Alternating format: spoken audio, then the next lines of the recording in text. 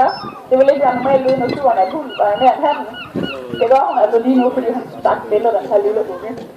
Den her unge her, som hun døde der omkring sidst juli, starter august.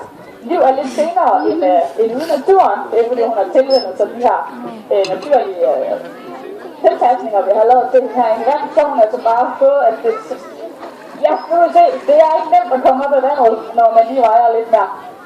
Men hun er som sagt senere end de andre.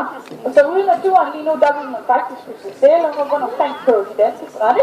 Blandt andet kan på Fjellerup Strand, der ved jeg i hvert fald, at man kan se sælungerne helt tæt på.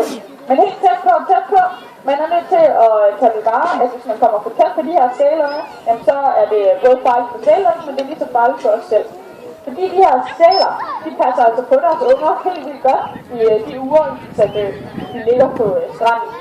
Og hvis man kommer for tæt på, og man kommer til at give vores lugt videre til sælungen, jamen så forlader moren den her sælunge. Og den er så afhængig af moren på grund af sådan noget fedtholdt i mælken har, så det vil simpelthen ikke overleve, hvis ikke at moren er i nærheden.